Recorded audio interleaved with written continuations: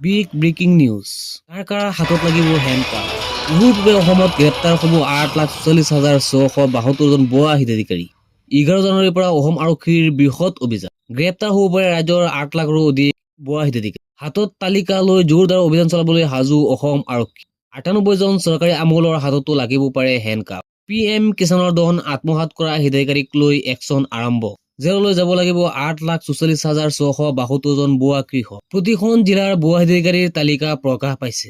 কোন জিলাত কিমান কোটি আত্মসাৎ কৰিছে ইয়াৰো প্ৰকাশ পাইছে তালিকা। আপোনালোকে চাব পাৰিছে দুৰ্নীতি হোৱা জিলাৰ সংখ্যা আছে 33। ভুৱা হিতাধিকাৰীৰ সংখ্যা হৈছে 8,44,672 জন।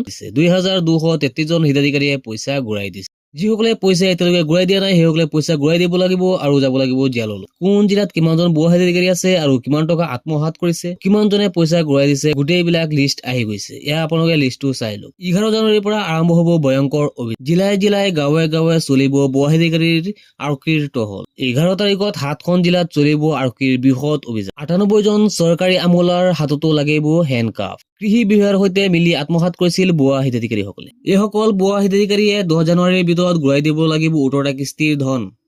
কোন জিলাত কিমানজন ভুৱা হিতাধিকাৰী আছে তালিকা প্ৰকাশ পালে।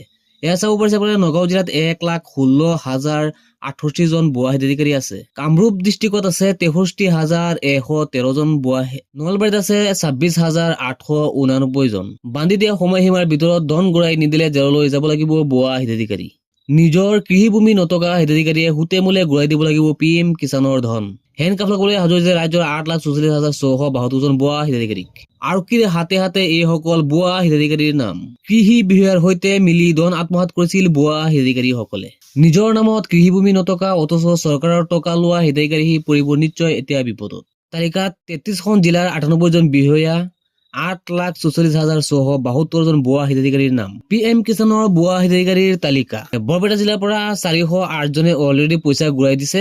ধুবুৰীত 45 জনে পইচা ঘূৰাই দিলে। ডিব্ৰুগড়ত এজনে পইচা ঘূৰাই দিয়া নাই আৰু ডিমা হাছাওত 63 জনে পইচা ঘূৰাই দিলে। গোটেইখিনি লিষ্ট যদি আপুনি চাবলৈ যায় তেনেহলে আপুনি পাব বৰপেটাত আছে 1 নম্বৰত ভুৱা হিতাধিকাৰী আৰু 2 নম্বৰত আছে নগাঁও ডিষ্ট্ৰিক্ট। জোৰদাৰ অভিযান চলাবলৈ সাজু আৰক্ষীৰ দল।